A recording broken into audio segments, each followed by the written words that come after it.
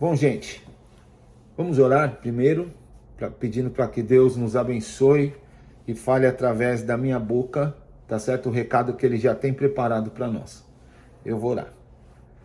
Santo Deus, eterno Pai, como é bom, Santo Deus, quando nós podemos entrar na Tua presença. Como é bom, Santo Deus, quando nós desejamos estar na Tua presença. E como é bom saber que o Senhor nos quer na Tua presença. Muito obrigado por aqueles que aqui estão, mesmo virtual. Não podemos estar hoje presente, Santo Deus, porque vivemos num lugar onde a correria é muito grande, Santo Deus, mas aqui estamos, Pai, para poder louvar e engrandecer o Teu nome, mesmo virtual. Muito obrigado pela célula de Long Beach, Santo Deus, na qual o Senhor tem a cada dia abençoado e cuidado de nós, Pai amado. Abençoe a Kelly, Santo Deus, como nossa anfitriã. Continue, Pai, a derramar bênção, Santo Deus, dentro do lar dela. Pai, agora, Pai, em nome de Jesus, esvazie todo o meu eu, Santo Deus, e fale através da minha boca.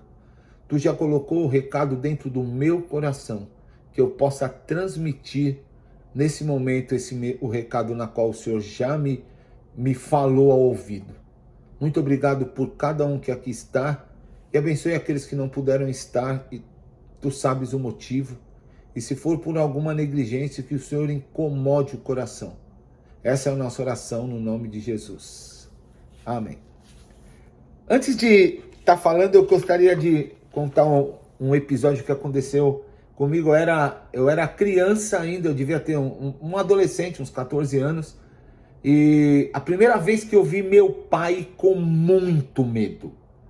Meu pai estava com muito medo, era eu e meu irmão. Então nós temos uma diferença de 2 anos, tá certo? Eu e meu irmão, nós temos uma diferença de 2 anos. E meu pai tem uma casinha na praia, lá na Ilha Comprida, lá em Iguape. É uns 230, 240 quilômetros da cidade de São Paulo, né, certo? E nós gostávamos, eu e meu irmão fomos criados, né, assim, todas as férias a gente ficava lá um mês e meio. Um lugar que não tinha luz, era na base do Lampião. A luz chegou já há um tempo, mas a gente usufruiu muito aquele lugar sem luz. Não tinha, a bomba era manual, então se você quisesse tomar água, você tinha que ir lá no poço, bombar aquela bomba manual. E aí depois meu pai arrumou uma outra bomba, que aí era um pouco mais fácil, porque era gasolina. Mas nós sofremos muito para encher aqueles baldes de água. E um lugar na qual nós aprendemos a gostar, eu e meu irmão. E eu lembro que naquele lugar nós aprendemos a pescar de rede no mar, porque era uma casa aqui, outra casa longe, e tinha perto da nossa casa tinha uma casa de uns amigos, onde eles tinham os filhos da mesma idade. Então o pai era pescador e automaticamente os filhos começaram a seguir o mesmo exemplo do pai. E a gente ia à tardezinha lá para passar a rede que nós pegávamos emprestada do pai. E éramos todos bem pequenos. E ali a gente pegava peixe, camarão, tinha tudo ali. E eu lembro que uma vez nós aí fomos crescendo, eu e meu irmão, eu devia ter mais ou menos uns 14 anos. E eu e meu irmão, a gente era muito bom nesse lance de pescaria no mar, com rede. Porque fazíamos desde criança. E um dia fomos pescar eu, meu pai, meu irmão e uns amigos do meu pai. Então fomos só homem. Então nós chegamos na sexta-feira à noite e iríamos voltar para São Paulo no domingo, logo após o almoço. Aí tudo bem, no domingo acordamos pela manhã, aquele sol maravilhoso. Resolvemos fazer a última passada de rede. Quando nós estávamos passando a rede, no horizonte os barcos de pesca começaram a voltar. E daqui a pouco você olhava no horizonte e você não via mais nenhum barco de pesca. E de repente, aquele horizonte que estava muito bonito, começou a ficar muito escuro. E muito escuro, e meu pai disse, eu acho que está vindo uma tempestade. E aí o que nós fizemos? Voltamos para casa E o vento começou a soprar muito forte. O vento já mudou e o vento já era muito forte. Eu olhava no meu pai com o olho arregalado. Eu nunca tinha visto meu pai com aquela fisionomia de medo. De medo. Eu lembro que ele disse, vamos colocar as coisas de qualquer jeito no carro e vamos embora, porque, como eu disse, era uma ilha. E para você atravessar para a cidade de Iguape era uma balsa. E aí ele disse, vamos, antes que comece a chover, a gente não consiga atravessar.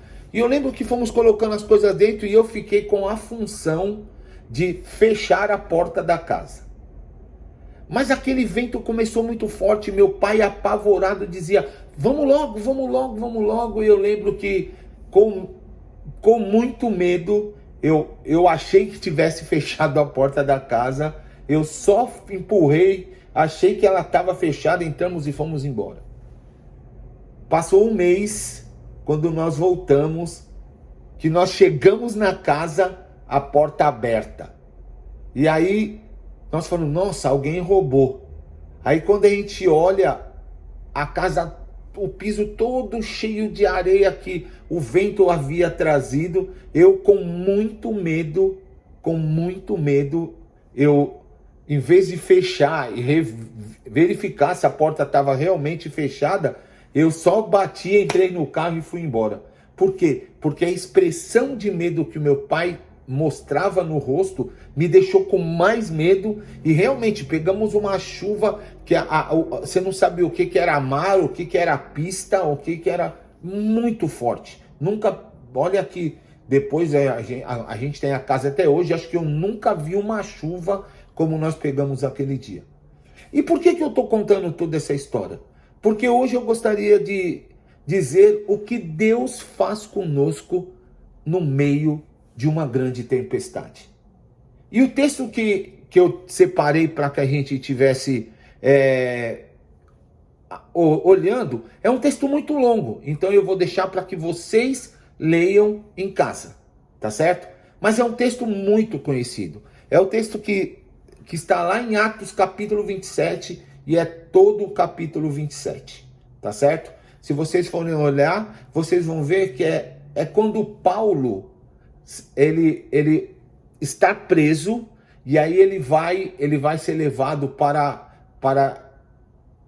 César, lá em Roma, tá certo? E aí ele desembarca de um lugar, de um barco, tá certo? E entra em outro barco para que ele possa seguir viagem em direção a Roma, tá certo? E Paulo dentro do barco, o barco sai e Paulo começa a conversar e o barco, ele aporta em um porto, e para que provavelmente pudesse recarregar, pegar mais mantimentos, e Paulo chama um centurião, e o centurião aqui, o texto faz questão de mostrar o nome dele. O nome dele era Júlio, e ele diz que não era bom que eles seguissem viagem. Não era bom que que continuasse a viagem.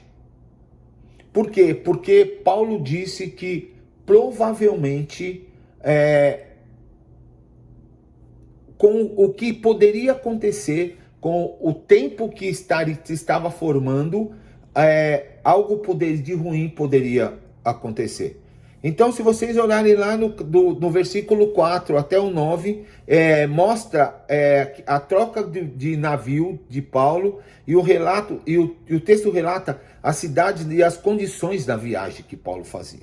No versículo 10, ele começa a viagem, a experiência e o aprendizado.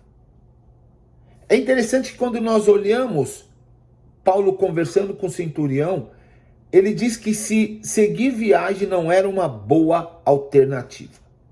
Mas o que aconteceu? Paulo, ele era prisioneiro. Prisioneiro. Quem que dá ouvido a um prisioneiro? Tá certo? Quem que dá ouvido a uma pessoa que está presa? O centurião, então, preferiu dar ouvido ao piloto e ao dono do navio, que dizia que eles poderiam seguir viagem, que com certeza eles fariam uma boa viagem. Eu queria que a gente desse uma parada aqui nesse texto, nesse momento, para que a gente tivesse a nossa primeira lição. A primeira lição é que muitas vezes Deus quer falar conosco, mas nós preferimos ouvir o que melhor nos agrada. Paulo, ele foi ao centurião e ele disse ao centurião: não é viável que nós continuemos a nossa viagem, porque provavelmente vamos perecer. Mas o centurião fez o quê? Preferiu dar ouvido ao piloto e ao dono do barco, que tinha negócios, que para ele ficar aportado na onde eles estavam não era uma boa condição. E muitas vezes isso na nossa vida não é diferente. A primeira lição que eu aprendo é: quando Deus quer falar comigo, Ele pode usar alguma pessoa. E Deus, Ele fala comigo com muita clareza. Com muita clareza. E Ele quer que você preste atenção e siga o que Ele está dizendo.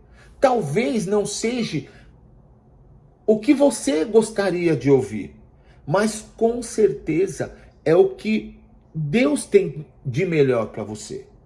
Paulo, quando ele vai falar com o centurião Júlio, ele diz que não era, e Júlio ignora o que Paulo havia dito. E resolve fazer o quê? E resolve seguir viagem. E é interessante que nós, ao olharmos para esse texto, nós deparamos com as mesmas atitudes, muitas vezes, que Júlio teve. Muitas vezes pessoas vêm conversar conosco, pessoas tentam nos mostrar, a própria Bíblia tenta nos mostrar, o Espírito Santo move o nosso coração e nós fazemos o quê? Ouvimos o que é melhor ou ouvimos o que mais me agrada. Nem sempre ouvir a voz de Deus é o que vai me agradar naquele momento. Mas com certeza, ouvir a voz de Deus ainda é o melhor recurso. Então, a primeira lição que eu tenho que aprender com esse texto é que Deus, quando fala comigo, Ele fala com muita clareza. Paulo chama o centurião, que era o que cuidava daquele preso, dos presos, e disse: não é viável, não é bom, nós vamos ter problemas, o barco vai ter problemas, vocês vão ter um prejuízo muito grande. E foi com muita clareza que Paulo disse. E o que aconteceu? O centurião simplesmente ignorou a Paulo. Tá certo? A pergunta é: quantas vezes nós temos ignorado as orientações de Deus? Quantas vezes nós preferimos ouvir um amigo, nós preferimos contar alguma necessidade para um estranho, ou preferimos ouvir a voz de uma pessoa que nem compartilha da nossa própria fé, tá certo? E recebemos aquilo como uma orientação na nossa vida e fazemos o que essa pessoa nos orienta, em vez de ouvir a voz do nosso Deus. Tá certo? Em segundo lugar, esse texto ele nos ensina que quando nós fazemos as nossas escolhas, as responsabilidades das nossas escolhas é nossa. É nossa. Quando Paulo vai conversar com o centurião e ele ignora, tá certo? Ele assume a responsabilidade juntamente com o piloto e o dono do navio e segue em viagem. E incrível que a viagem parecia que iria ser muito boa. De repente, o vento muda, as condições do tempo mudam e eles começam a ficar à deriva. Tá certo? Então o texto mostra que Paulo havia dito que a viagem, dito sobre a viagem que estava acontecendo. Devemos entender que mesmo parecendo que as estratégias de Deus na nossa vida não são de acordo com o que eu espero, Ele nos trata com amor. Muitas vezes eu acho que o que Deus está falando para mim não é o que eu queria estar ouvindo. Não é o que para mim seria o melhor. Mas com certeza, quando Deus fala comigo, Ele fala porque Ele se preocupa comigo e Ele me ama. Mas eu tenho que sempre estar entendendo que as escolhas são minhas. São minhas. Deus não muda as minhas escolhas. Eu gosto de dizer sempre isso. Por quê? Porque Deus não me trata como um fantoche, uma marionete. Ele não me trata, tá certo? Como se eu fosse um boneco. Quando Deus me criou, Ele me deu vida. Ele me deu escolhas, tá certo? E Ele me deu condições de pensar. Ele me deu condições de escolher. Só que toda vez que eu faço uma escolha errada, as responsabilidades têm que cair sobre mim, não sobre Deus. Quantas vezes Deus tenta nos mostrar algo, Deus mostra de uma forma, nós não entendemos, Deus mostra de outra, nós não entendemos, e Deus mostra de outra e nós vamos ignorando, e aí lá na frente nós quebramos a cara. E aí a primeira coisa que nós fazemos mas Deus não estava comigo, Deus não me ama. Não, esse Deus não é o Deus que ama a minha amiga da igreja. A minha amiga da igreja é tão querida, é tão isso, não é o mesmo comigo. Não. É que você não está atento ao cuidado de Deus. Nem o centurião, nem o piloto e nem o dono do navio estava atento ao cuidado de Deus.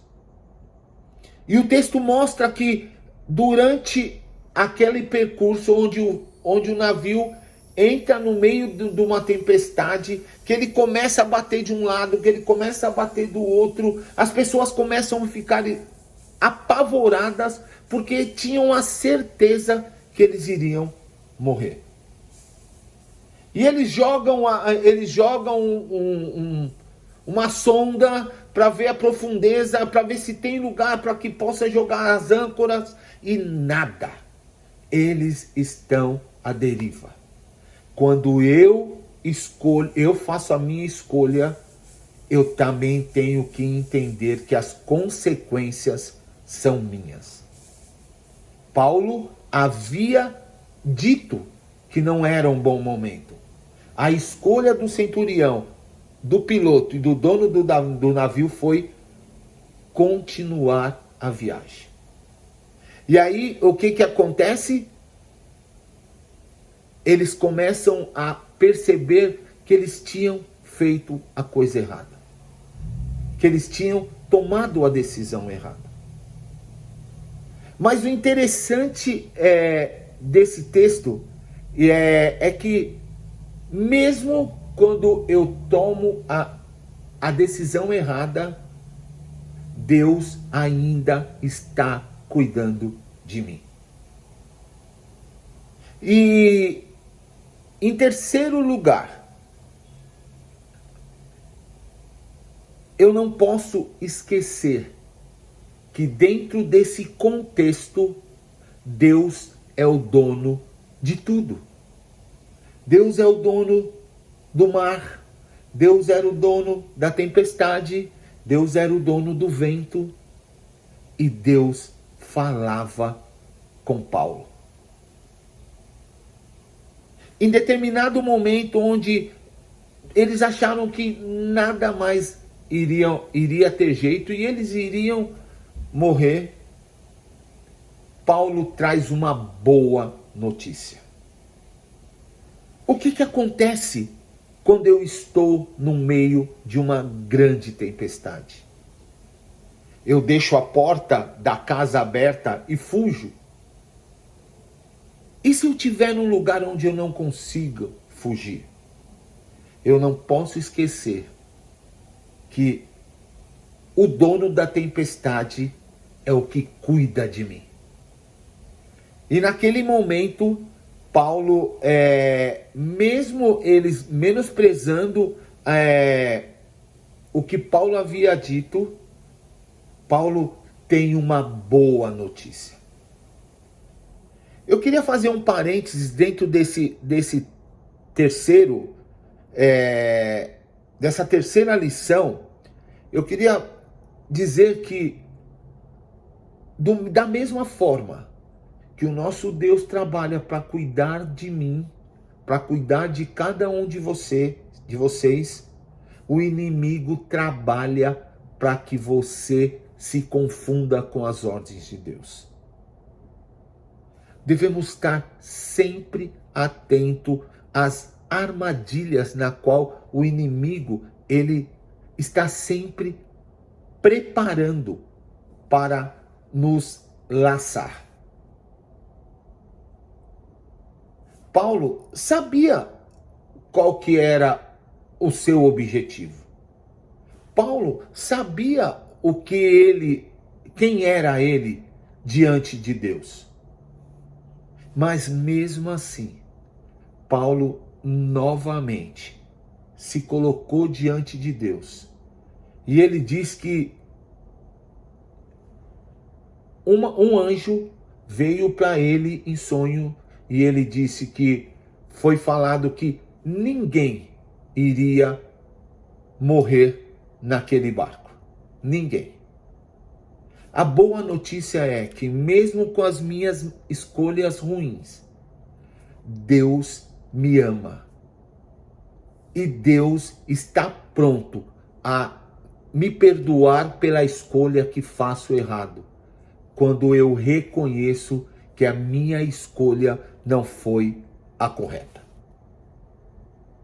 Deus, ele está sempre de braços abertos a receber-me de volta quando as minhas escolhas estão erradas. Prova do amor maior de Deus na minha vida é quando eu olho para a cruz do Calvário e lá eu encontro uma cruz vazia, mas uma cruz preciosa, porque foi lá que foi derramado o sangue mais precioso, que foi do próprio Filho. Deus deu Jesus em prova de um grande amor com a sua criação. Eu não posso deixar de mencionar Jesus quando eu estou no meio de uma grande tempestade. No meio de uma grande tempestade, o Senhor Deus pede para que eu volte os meus olhos para a cruz. Porque lá naquela cruz vai ser o meu farol. É lá na cruz que eu vou enxergar a solução do meu naufrágio. Paulo reúne novamente aquele povo e diz para o povo: vamos comer. Vocês já estão há muito tempo dentro deste mar. Vamos comer, vamos nos alimentar, porque o Senhor me veio e me disse que não vamos morrer ninguém dentro desta embarcação. O único prejuízo que vamos ter vai ser com o barco. E todos aqueles que não tinham ouvido Paulo da primeira vez pararam de fazer, se alimentaram, se fartaram do alimento, tá certo? Se fartaram e fizeram o que Paulo havia dito. Eles confiaram desta vez em Paulo. Eu não sei o grau da tempestade que você ainda está. Eu também não sei quanto tempo você ainda está dentro desse turbilhão de tempestades que tem acontecido na sua vida. Eu não sei como está a condição do seu barco.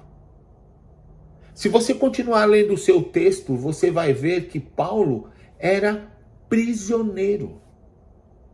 E naquela época, se um soldado perdesse o seu prisioneiro, se um prisioneiro fugisse do seu soldado, o soldado pagaria com a própria vida. E é interessante que quando o vento começa a soprar diferente, e eles começam a perceber que eles estão sendo jogados para um determinado local, alguns deles querem entrar dentro dos barcos, dos botes salva-vida para tentar fugir. E Paulo diz para o centurião: se eles entrarem, se eles tentarem ir embora, vocês não vão conseguir se salvar. Então o centurião dá uma ordem, eles cortam os barcos, jogam os barcos fora e todos ficam dentro do barco, dentro do navio que ali estava. Quando Deus, e o quarto e última lição que nós aprendemos aqui, é que quando Deus te faz uma promessa, Ele cumpre a promessa que Ele te faz. Paulo havia dito que nenhum fio de cabelo seria tocado e ninguém morreria naquela viagem. Ninguém. Mesmo assim, quando o barco está indo, eles jogam uma âncora e de repente o barco chega num banco de areia, e naquele banco de areia ele bate, as ondas batem forte, o barco começa a se despedaçar, os soldados ficaram apavorados e disseram: vamos matar todos os presos. Paulo era um dos presos. Mas Deus havia dito que todos daquele barco seriam salvos. Então o centurião se levanta e diz: ninguém vai morrer nesse barco. Ninguém. E realmente, todos chegaram em terra firme. Todos. A única coisa que acabou foi o próprio navio, como Paulo já havia dito. Quantas vezes nós estamos nos preocupando com o navio que tem nos levado, em vez de estarmos nos preocupando com quem está dentro do navio? Será que nós estamos ainda passando pelas tempestades porque estamos preocupados com o que vamos perder? Paulo disse que eles teriam uma perda, que seria o navio, mas ninguém daquele navio iria perecer. Deus, ele não te dá uma promessa na qual você vai ficar com dúvida. Quando Deus fala com você, ele fala com clareza. Só que eu preciso estar o quê? Com o meu ouvido atento à voz de Deus.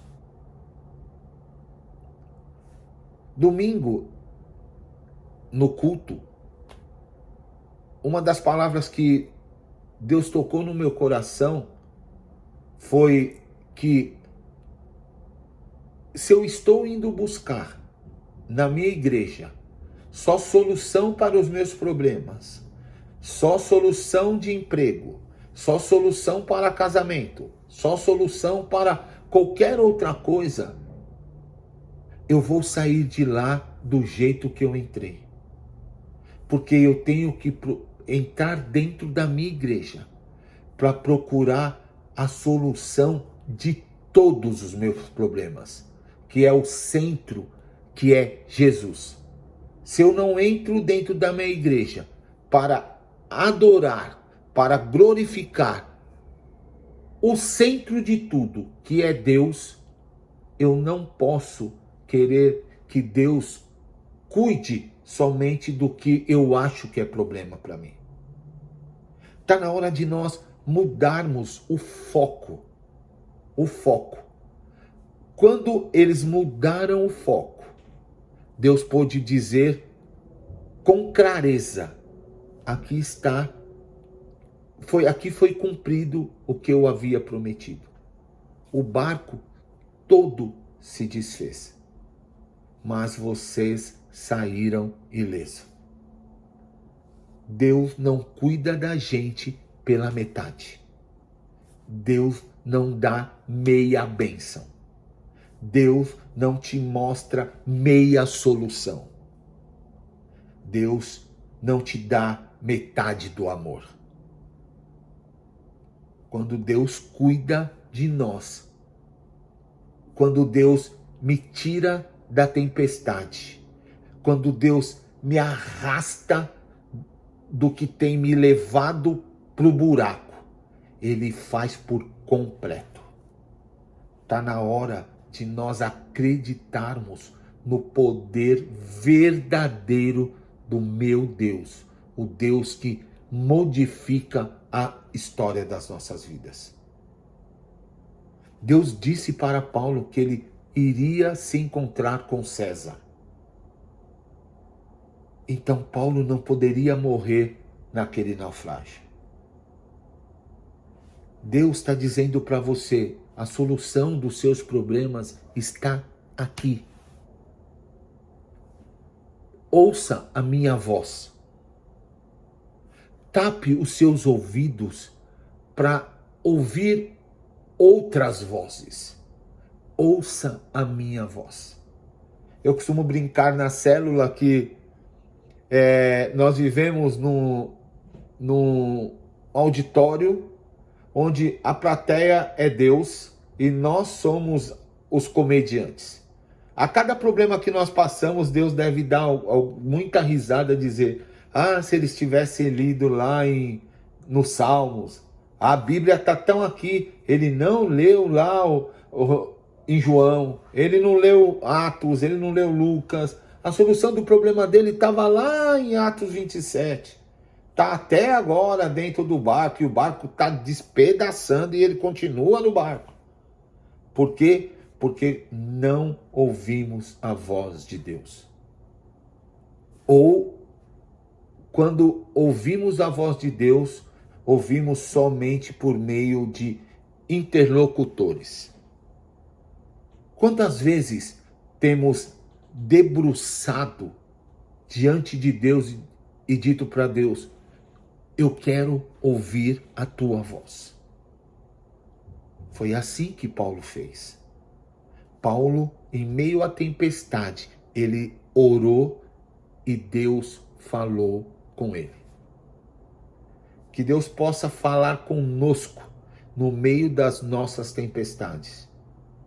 E que nós possamos, a partir de hoje, estar atento no que Deus quer mostrar na minha vida. E toda vez que eu tiver que ouvir a voz, que eu escute a voz de Deus. Que nós possamos continuar sendo bênção, que nós possamos continuar sendo a voz de Deus quando nós vamos conversar com alguém que tenha algum tipo de problema.